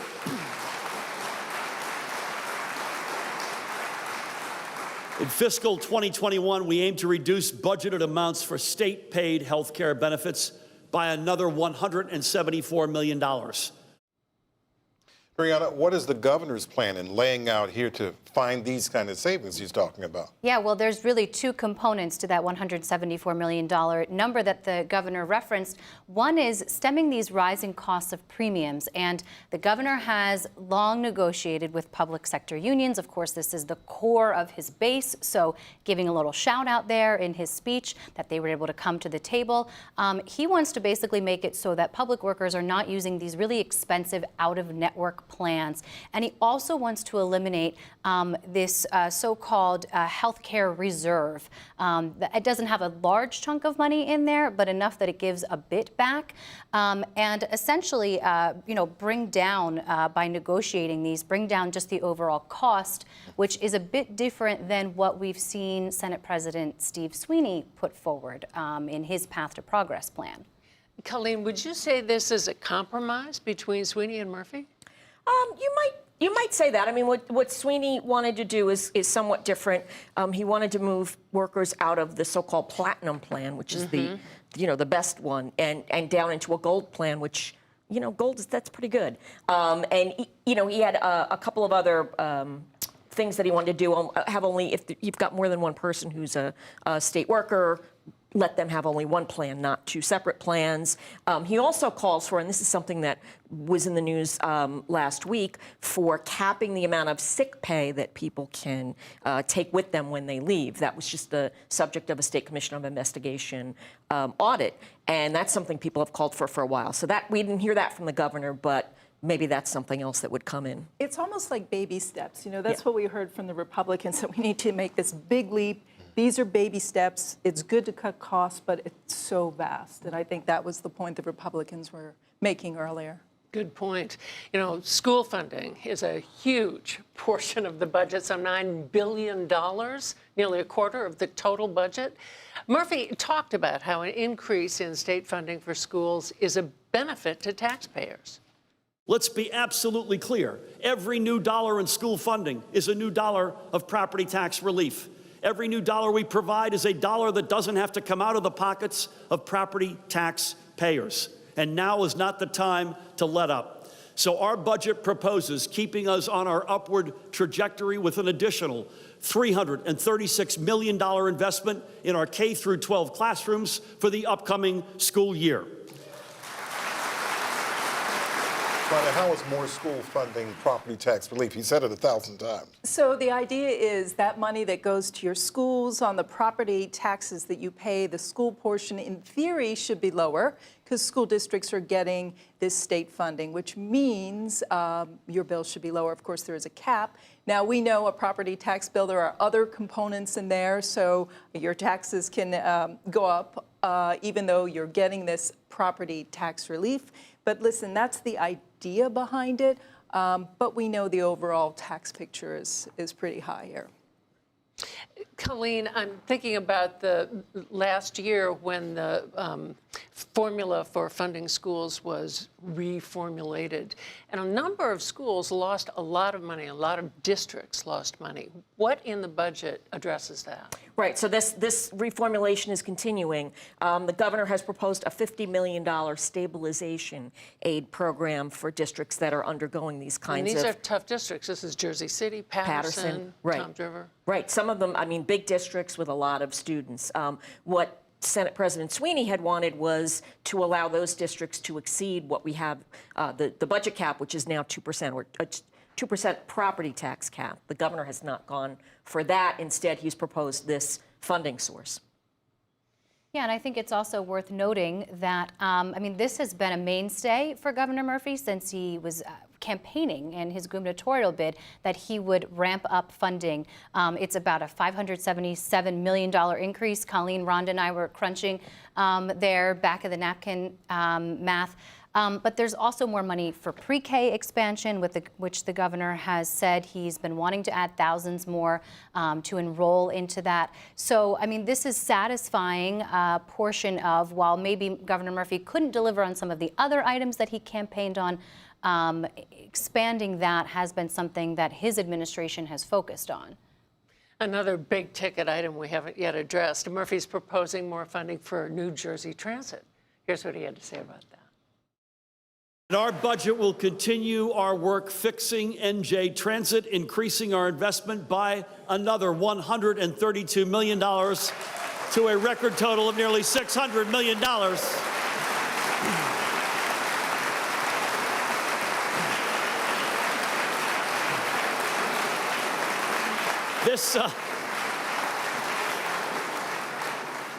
This increase will help train an additional 98 new locomotive engineers, fund service enhancements at both Newark and New York Penn stations, and start a new electric bus program, among much more. It will also protect NJ Transit commuters from a fare hike for the third straight year. Brianna, Senate President Sweeney proposed a $500 million in dedicated funding for NJ Transit. Is Murphy on board with that plan? The short answer is no. We didn't hear anything in Governor Murphy's speech about a permanent, dedicated source of funding. That's what every rail advocate we talk to says this agency needs. I would guess that beyond not increasing the fare hike, which Governor Murphy had said previously wouldn't happen, you're going to have a lot of frustrated advocates from rail agencies. I mean, basically what they do is, in the past, they've taken money from both the Clean Energy Fund and from the Turnpike Authority. What Senate President Steve Sweeney has proposed is to permanently earmark that money. There's also a proposal within this budget to continue taking money from the capital budget within New Jersey Transit, which has led to a whole mess of problems. So, yes, we saw that Senate Majority Leader Loretta Weinberg already put out a statement that she's, obviously backing Governor Murphy in this increase of funding, but it doesn't do what so many experts have said is needed. All right, let's bring in now NJ Spotlight's John Reitmeyer. John is still in the Assembly. John writes business and budget and finance for NJ Spotlight, and he's going to talk to us now about taxes and what he heard in the governor's budget address. Hey, John. Hey, how's it going? Going well. Go ahead, please. Sure. So real quick on NJ Transit, the subsidy is going up to near $600 million, but as there's no dedication of there's a $460 million resources to sustain operating budget. So that's a no-no in terms of basic fiscal policy. And then there's raids also from the Turnpike Authority and the Clean Energy Fund, which to take resources from those uses and staunch the bleeding at NJ Transit, but doesn't necessarily serve the purpose of why those revenues were originally raised. On taxes, this budget proposal has about $1 billion in new taxes or increasing of existing taxes. The most notable one is the repeat of the governor's millionaire's tax proposal, which would be a true millionaire's tax because a few years ago the rate was raised for earnings over $5 million. But there is also an increase of the state cigarette tax, an increase of gun fees. There is a new proposal called the corporate responsibility fee that would take money from companies who basically are not providing health insurance to their employees at a rate that prevents them from having to be enrolled in Medicaid.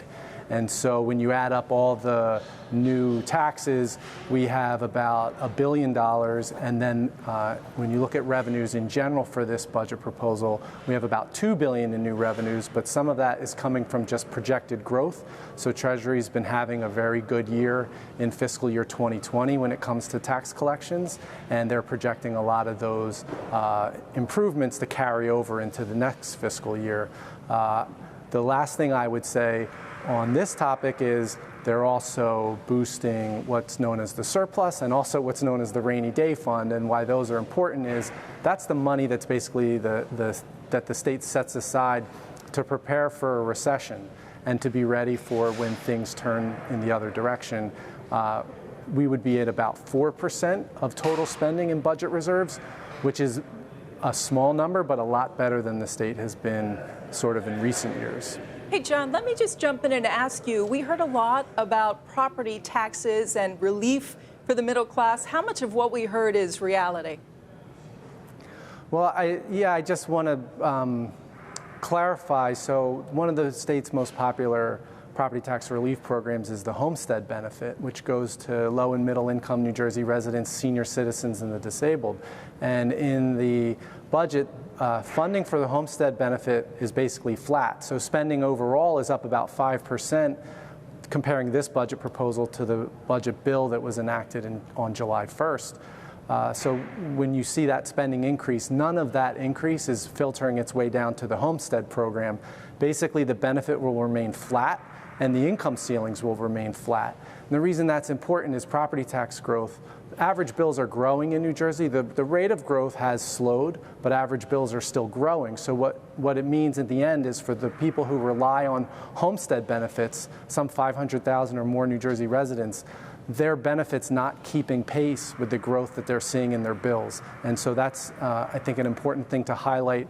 By the same token, the Senior Freeze program, another really popular state direct property tax relief program, for the current budget, income ceilings were lifted after a long period of not doing so, and that will be carried over in this budget. So a little bit of good news, bad news when it comes to direct property tax relief.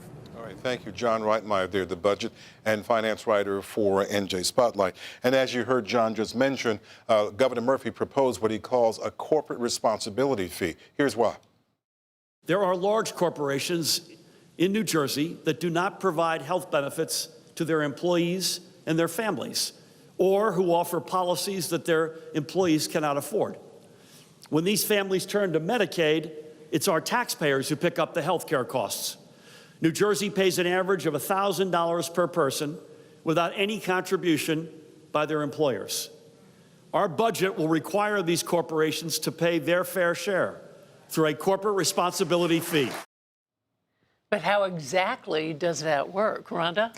Mary Alice, this is what we know about that. There would be a tiered fee structure for companies that are in this situation where the health benefits either aren't there or employees can't actually afford them. So smaller companies would pay a fee of about $325 per person. It would go up to $725 per person in a larger company. Now, you heard Assemblyman Bramnick talk about this. In terms of revenue generating for the state, it'd be about $180 million in new revenue.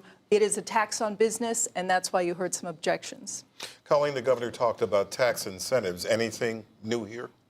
Well, we had started talking about this potential bromance, and I think that's kind of where it all went sour, because the governor clearly is continuing on his own path with his ideas for incentives, which are very different from the ones that Senator Sweeney seems to have. So he, again, seemed to be chiding a little bit and saying that the other incentives were too generous, there need to be caps, and we're still kind of in limbo there. And I think we're just seeing a governor who's now cut his teeth on a couple of budget rounds and has honed his message of what he wants. And I also just wanted to add that there was the ghost of State Senator Barbara Buono sitting next to Tammy Murphy during this speech. She was, of course, the one-time Democratic gubernatorial candidate against Chris Christie. She then vanished from the state and is back after sharing some her experiences with sexual assault in politics. And I just think that that's worth noting, that she was a guest of honor. Now, we've heard some of the Republicans talking about and poo-pooing what the governor had to say about the spending plan. David Cruz, our senior political correspondent, is still in the State Assembly, and he has a guest there, Michelle Sakurka. She leads the New Jersey Business and Industry Association. David? Yeah, Michael, they cleared out the assembly chambers, so they put us out in the hallway, but Michelle Sakurka has agreed to hang with us here in the hallway. Michelle, nice to see you again. Thank you. Same here. So let's pick up where we had just a discussion on set about the corporate responsibility fee. The governor says it's going to help make possible for more people to pay for their health care.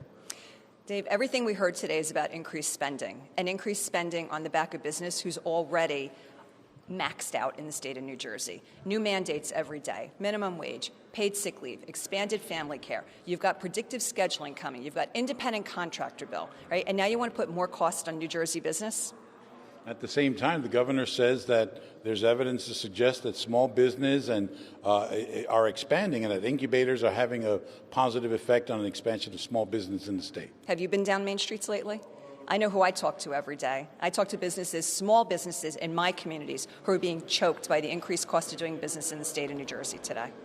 He did a checklist of investments, as he called them, health care, family planning, earned income tax credit, youth programs, opioid, help with the opioid crisis. All of these are things that most people could probably agree on, no? Very important. These are extremely important programs, and that's where our money should be going, to safety net programs. Here's the issue. The issue is, where we've heard the governor today say that he's saving money in certain areas, what we heard the governor say today is he's increasing the budget and increasing taxes. This is in a good economy. So for every dollar saved, it's like we're spending two. Where is this sustainable in the future? We're the #1 tax state in the nation, and we're increasing our budget again, another in excess of 5%.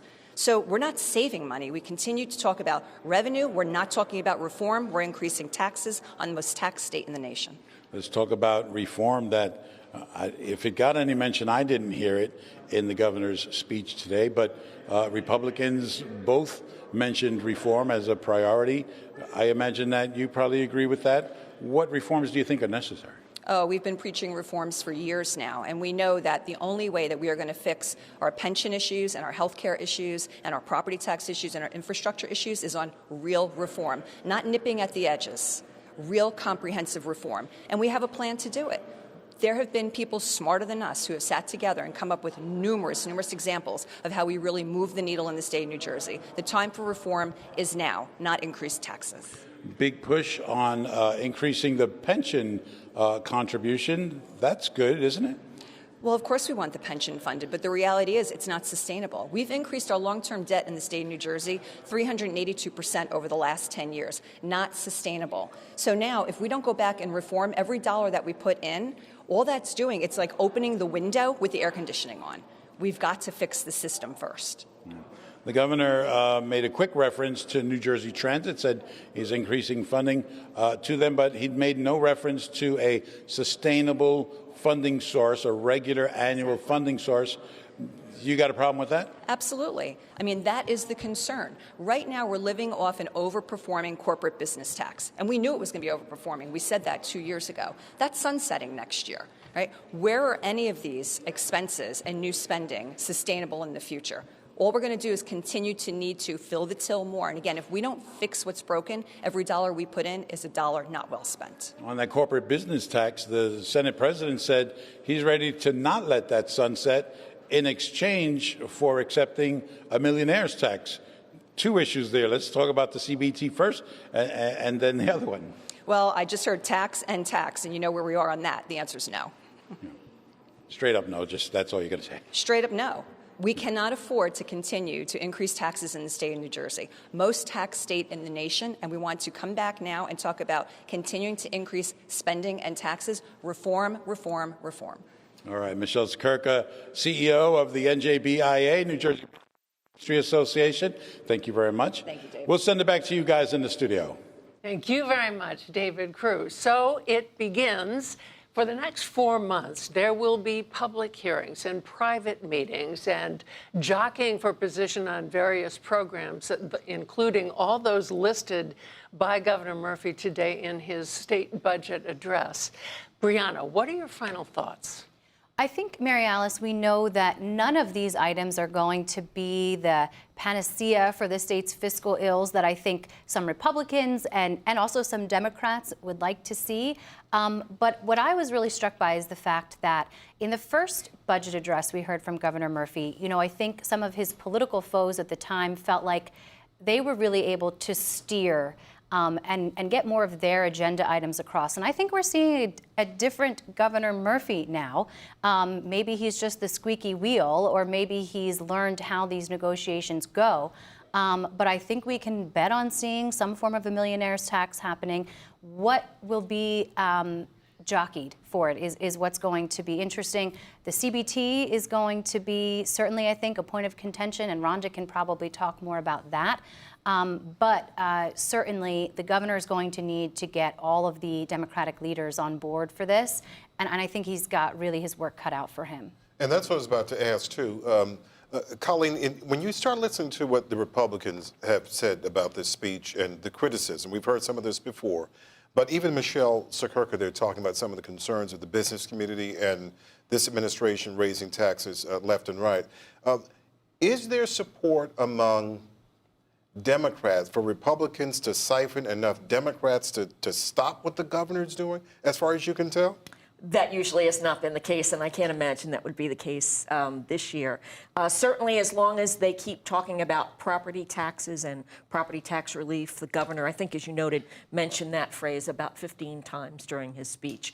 That's always the number one issue in the minds of New Jerseyans, and as long as I think they keep their eyes on the prize and it's about property tax relief, this is something that's going to pass in a modified form. So as long as he keeps talking about property tax relief, lowering healthcare costs is property tax relief, school funding is property tax relief, he's, got an advantage, you think? Right, and obviously we need businesses and we need a healthy economy, a healthy business economy to grow in the state and to keep moving. But, when it comes down to it, most of the people who are voters are worried about their property taxes. And that's the point that Michael just made. School funding, he said, is property tax relief. So is lowering health care costs. So is shared services agreements. All of that lowers property tax relief and, lowers property taxes. And Governor Murphy said property tax relief benefits businesses. Rhonda, businesses don't seem to be buying that. Well, the issue is all the other taxes. And if you want to get some sort of compromise going, solve the tax incentive problem. If you could just throw a little bit out there, maybe it would help. The business community is standing firm on this no taxes and our spending is too high. It's like deja vu. We've heard this now for over a year. It's the same point. They've got to find some new ground that they can come and agree with. And I worry about what happens when the economy slows. The budget includes economic projections, and the budget notes that growth has moderated in New Jersey. So we need to really worry about that, because if we think businesses could be in trouble now, if we start to see the economy slow even further, we're not in great shape to weather that. Well, one of the things, before we go to Michael Aaron, one of the things I'm curious about, we heard Senator Orho mention this, we heard Bramnick mention this, is that are people really leaving the state because it costs too much to live here?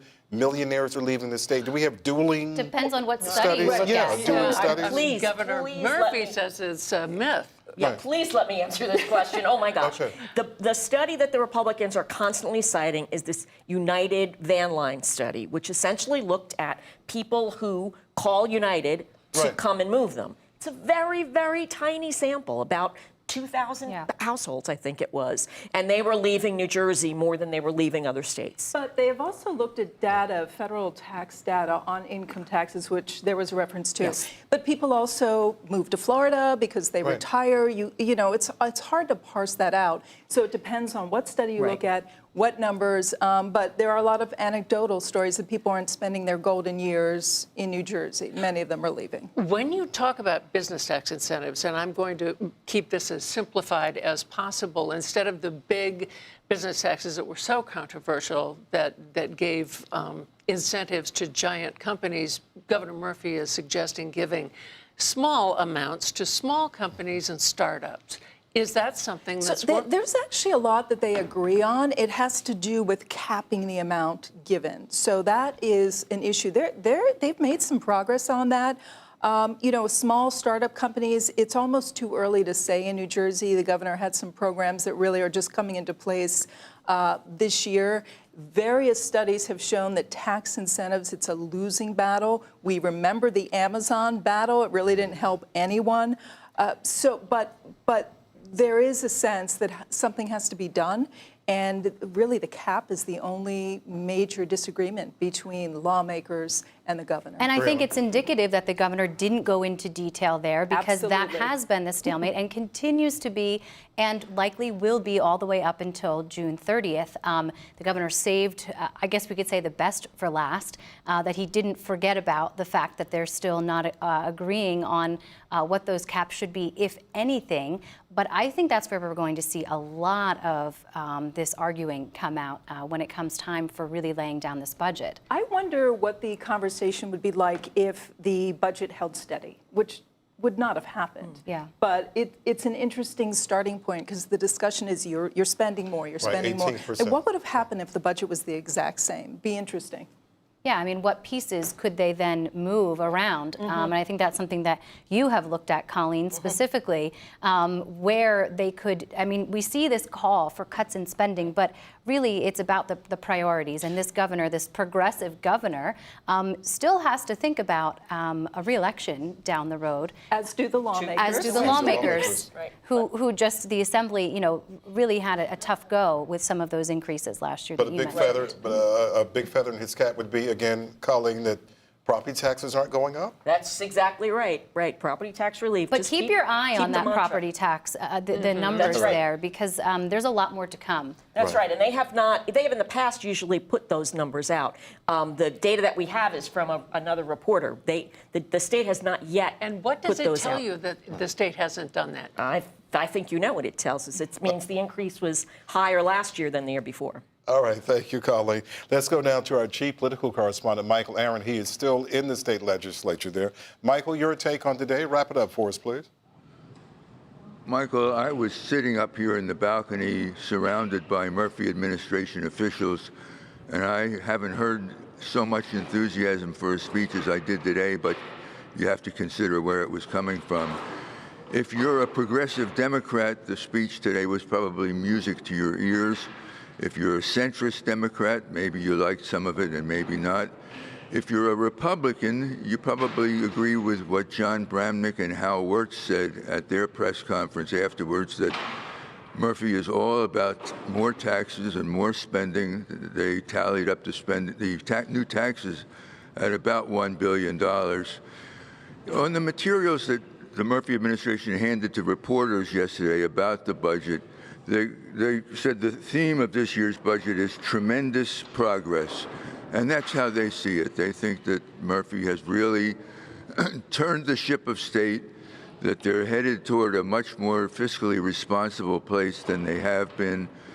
And they say that the governor has kept his campaign promises. That they've handed out a list of 52 promises, 49 kept. I think what's happening within the governor's office is that they're looking at the 2021 election. They're looking at everything that happens here in the State House through that lens. So far, Murphy looks solid for the Democratic nomination.